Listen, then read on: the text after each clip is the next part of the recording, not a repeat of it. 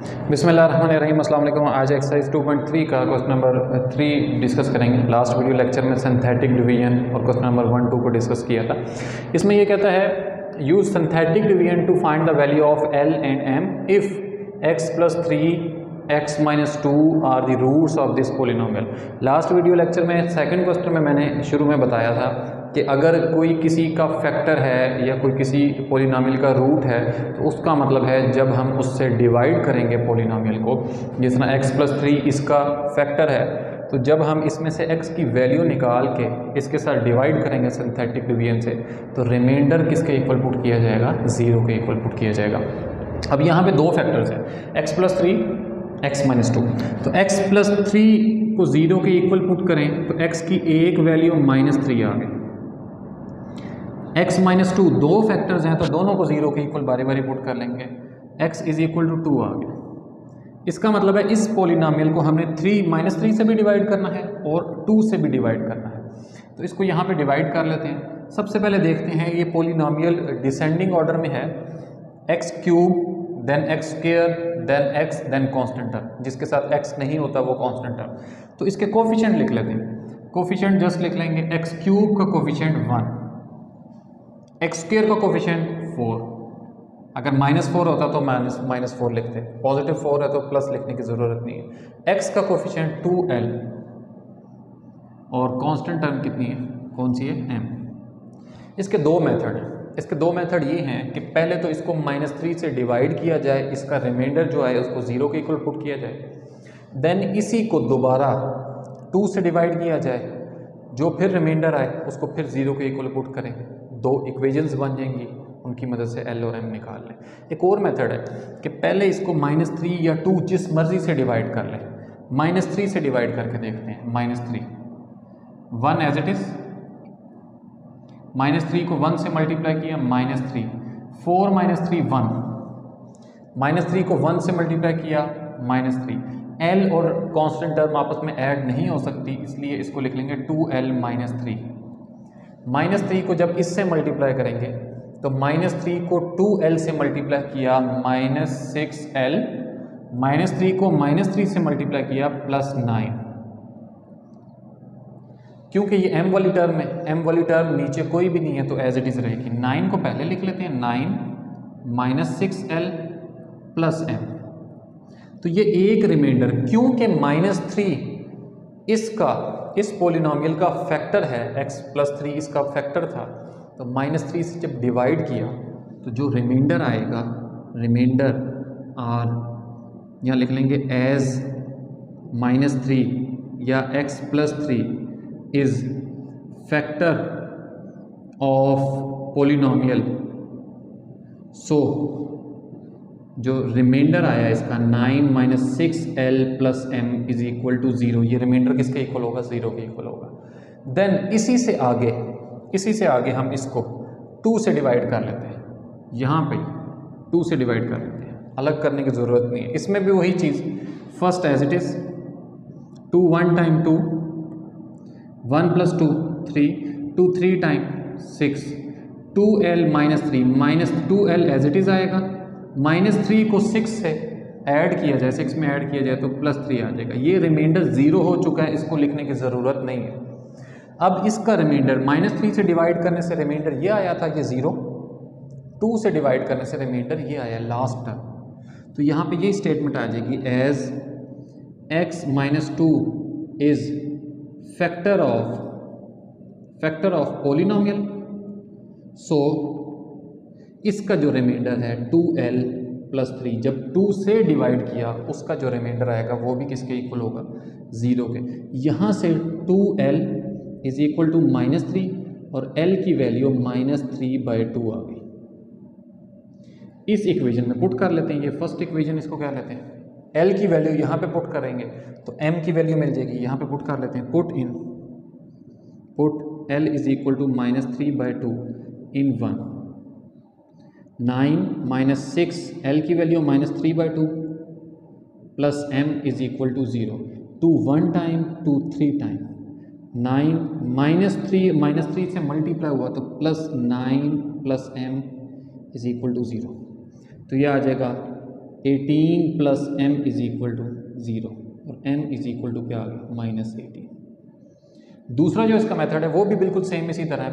यही आपके पास जो क्वेश्चन पोलिनोमियल है इसको पहले -3 से डिवाइड करें, ये आपके पास आ गया रिमाइंडर 0 के इक्वल पुट कर दें। दोबारा यही लिखें नीचे, इसको फिर दोबारा 2 से डिवाइड करें, जो भी रिमाइंडर आएगा उसको 0 के इक्वल पुट करें। दो इक्वेशंस बन जाएंगी L और M में, उन दोनों को सॉल्व करके L और M की वैल्यू निकाल लें। लेकिन ये ज़्यादा आसान है कि पहले -3 से डिवाइड किया, रिमाइंडर को 0 के इक्वल पुट किया, बाकी जो टर्म बच गई उसको 2 से डिवाइड कर दिया, फिर उसका जो रिमाइंडर है उसको 0 के इक्वल पुट करेंगे तो आसानी से वैल्यू निकल आए। इस पार्ट में भी बिल्कुल इसी तरह x-1 और x+1 इस पोलिनोमियल के फैक्टर हैं, तो x-1 को 0 के इक्वल पुट करें, x इज इक्वल टू 1, यहाँ से x+1 को 0 के इक्वल पुट करें, यहाँ से x की वैल्यू -1 आ जाएगी। तो इन दोनों के साथ हम इसको डिवाइड करेंगे, ये x³ then x² then x then constant, तो ये अरेंज है, इसमें कोई भी टर्म मिस नहीं है। तो x³ का कोफिशिएंट 1, x² का कोफिशिएंट -3l, x का कोफिशिएंट 2m और कांस्टेंट टर्म कौन सी है 6। तो सबसे पहले हम इसको डिवाइड करेंगे 1 से, -1 से कर लें या 1 से कर लें, आपकी मर्जी। 1 से डिवाइड करेंगे 1 एज इट इज़, 1 1 1।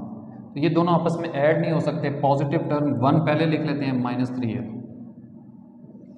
1 को दोबारा इससे मल्टीप्लाई करें, 1 को 1 से मल्टीप्लाई करें तो 1, 1 को -3l से मल्टीप्लाई करें तो -3l।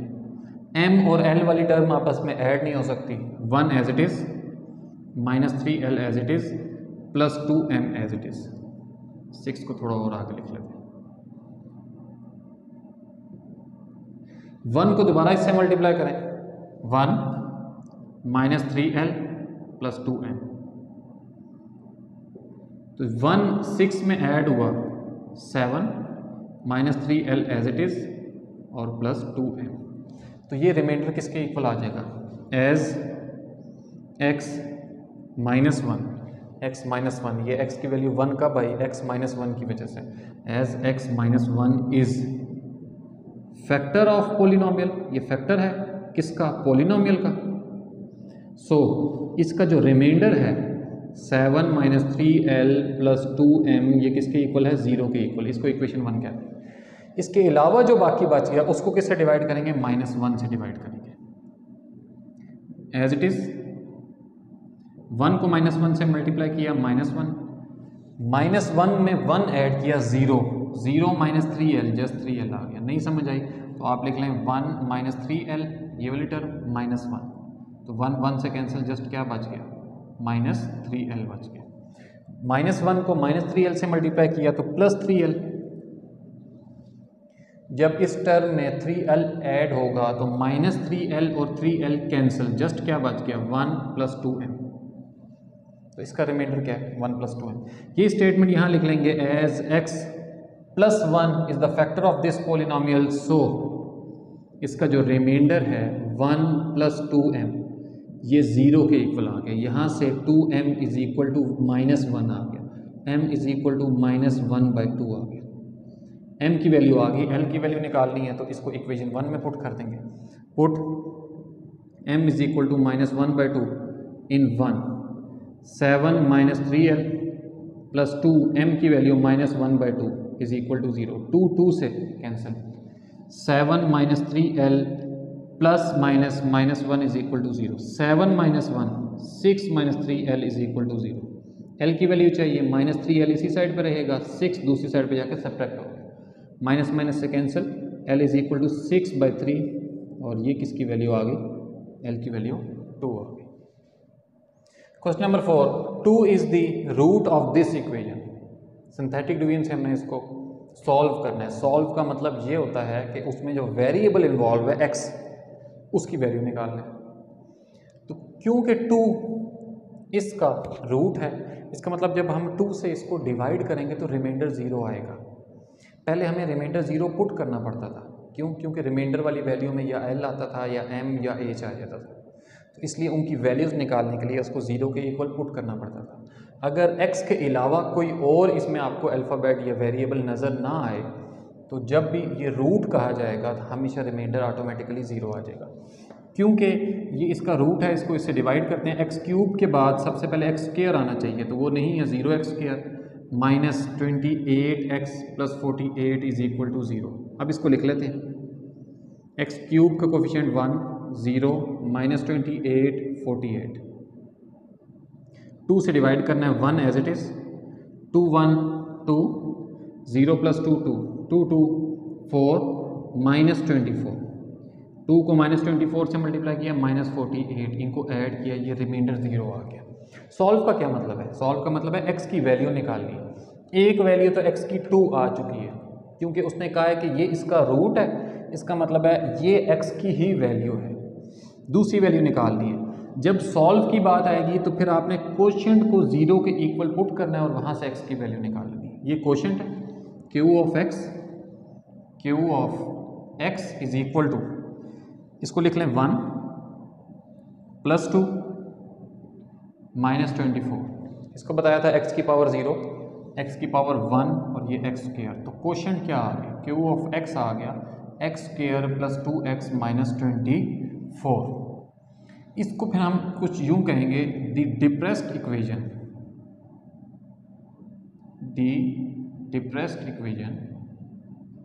इक्वेजन क्या होती है कि ये पहले एक्स क्यूब था, अब ये इक्वेजन रिड्यूस होकर एक्स स्क्वायर वाली टर्म आ गया, एक पावर इसकी कम हो गई है। इसको इक्वल कर लेते हैं, x square plus 2x minus 24 को 0 के इक्वल क्यों करना है? ताकि हम x की वैल्यू निकाल सकें। एक्स सॉल्व का मतलब है कि x की वैल्यू को निकालें। क्वाड्रेटिक बन गई है इन x, इसको निकाल लें। एक्स स्क्वायर, इसके बना लेते हैं हम factors, plus 6x minus 4x minus 24 is equal to 0। इन दोनों में से x common, x plus 6 minus 4 common, x plus 6 is equal to 0। x plus 6 इसमें से कॉमन आ जाएगा, अंदर बचेगा x minus 4 is equal to 0। या तो x प्लस 6 0 है या फिर x माइनस 4 0 है। x की वैल्यू 4, x की वैल्यू माइनस 6, तो ये x के आंसर आ गए। एक 2 पहले से था, माइनस 6 है, 4 है। इसी का next part, 3 is the root of this polynomial. इसका मतलब है जब हम इस पोलिनोमियल को सॉल्व करेंगे, एक तो रूट 3 होगा, उसके अलावा x की वैल्यूज़ हम निकाल लेंगे। तो इसको अरेंज कर लेते हैं, x cube then x square then x then constant. तो ये पहले से डिसेंडिंग ऑर्डर में, इसके कोफिशिएंट लिख लेते हैं, 2 माइनस 3 माइनस 11 6। इसको डिवाइड किससे करना है? 3 से, क्योंकि 3 इसका रूट है। 2 as it is, 3 2 6, 6 minus 3 3, 3 3 9, 9 minus 11 minus 2, 3 minus 2 minus 6, ये रिमाइंडर 0 आ गया। तो हमने क्योंकि सॉल्व करना है, सॉल्व का मतलब है x की वैल्यूज़ निकालनी है। ये आपके पास डिप्रेस्ड इक्वेजन है, दी डिप्रेस्ड इक्वेजन। इसको क्या लिख लेंगे? 2x square plus 3x minus 2 is equal to 0। Quotient को आपने किसके इक्वल कर लेना है? 0 के। कब करना है? जब सॉल्व की बात है। एक इक्वेशन पोलिनोमियल का रूट दिया जाए और सॉल्व की बात है कि इसको सॉल्व करें। सॉल्व का मतलब ही ये है कि जो वेरिएबल x है उसकी वैल्यूज़ निकालें।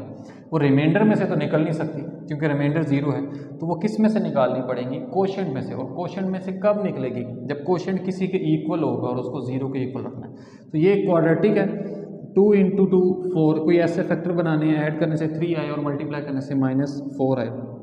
2x square plus 4x minus x minus 2 is equal to 0 आ गया। इन दोनों में से 2x कॉमन है, अंदर बचा x प्लस 2, 2x कॉमन है। इन दोनों में से माइनस 1 कॉमन है, x plus 2 is equal to 0। तो दोनों में से x प्लस 2 आ गया, अंदर बच गया 2x minus 1 is equal to 0। x plus 2 is equal to 0 और 2x minus 1 is equal to 0। यहाँ से x की वैल्यू आ जाएगी माइनस 2, यहाँ से x की वैल्यू आ जाएगी 2x इज इक्वल टू 1 और x इज इक्वल टू 1/2।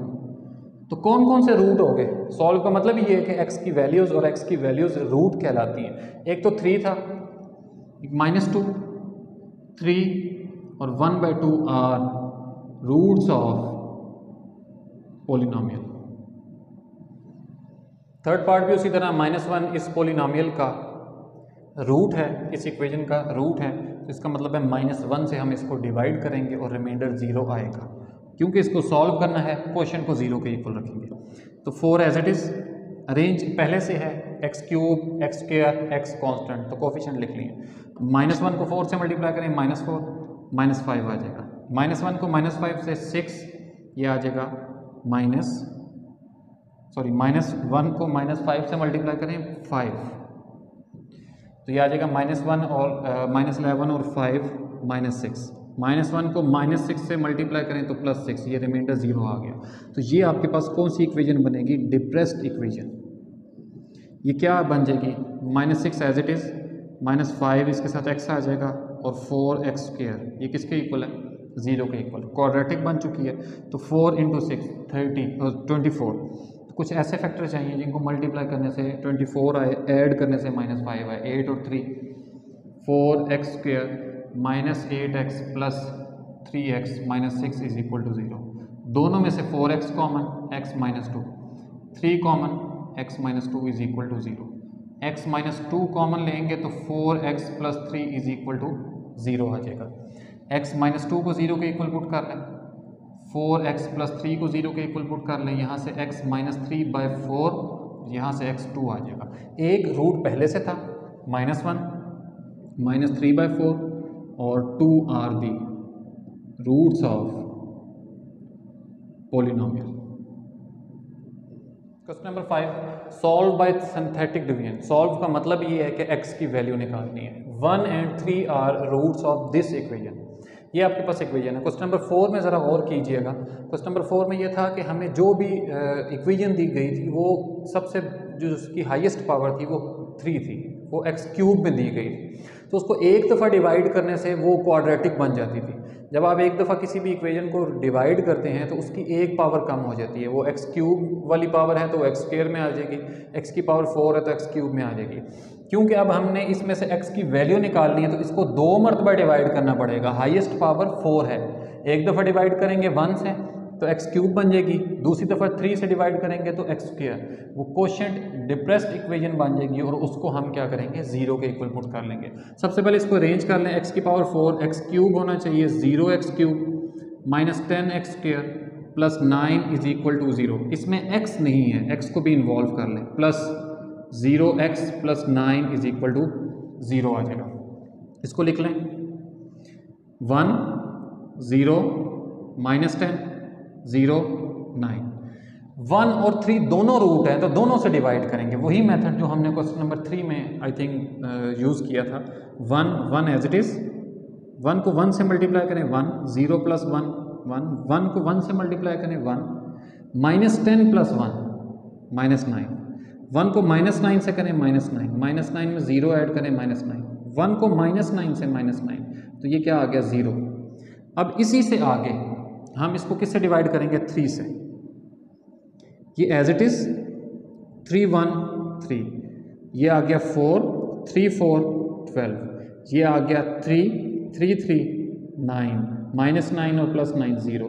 तो ये हमारे पास डिप्रेस्ड इक्वेशन है। दी डिप्रेस्ड इक्वेशन क्या है? 1x² 4x + 3 = 0। 1 लिखने की ज़रूरत नहीं है, क्वाड्रेटिक बन चुकी है तो हम इसको इसके फैक्टर बना लेते हैं। x² + 3x + x + 3 = 0। दोनों में से x कॉमन है, x + 3, 1 कॉमन है, x + 3 = 0, x + 3 कॉमन है, x + 1 = 0, x + 3 = 0। यहाँ से x की वैल्यू -3 आ गई, x + 1 = 0, x की वैल्यू -1 आ गई। तो इसका मतलब है -3 और -1 इसके रूट आए हैं और पहले से 1 और 3 था। तो 1, उससे पहले -1 -3 1 और 3 are roots of equation. Last question में मैं पॉलिनोमियल लिखता रहा हूँ क्योंकि यहाँ =0 दी गई है तो ये इक्वेशन है, तो हमने इसको आर रूट्स ऑफ इक्वेशन कहेंगे। और इसको सोल्यूशन सेट में लिखें या ना लिखें, इस तरह रहने दें, इसको जस्ट रूट्स कह दें तो तब भी बात चलती है। 3 and -4 are roots of this equation. इसको अरेंज कर लें। x की पावर 4, x³ x² x और कांस्टेंट पहले से अरेंज है। इसको लिख लेंगे 1, इसका कोफिशिएंट 2, कोफिशिएंट -13, कोफिशिएंट -14 और 24। तो इसको किस किस से डिवाइड करना है हमने? 3 से और -4 से, जिस मर्जी से पहले डिवाइड करना है। 3 1 एज इट इज़, 3 1 टाइम 3 5 15, ये 2 आ जाएगा, 15 -13 2, 3 2 6, ये आ जाएगा -8, 3 -8 -24, ये रिमाइंडर 0 आ गया।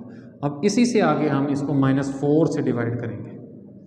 1 एज इट इज़, एक दफ़ा डिवाइड किया तो ये देख लें, ये जो इक्वेशन बनी है ये क्यूबिक है, ये कांस्टेंट x की पावर 1 x स्क्वायर और x क्यूब। एक दफ़ा और डिवाइड करेंगे ताकि क्वाड्रेटिक बने और उसको हम सॉल्व कर सकें। -4, ये 1 आ गया, -4, ये आ गया -2, ये आ जाएगा +8 0।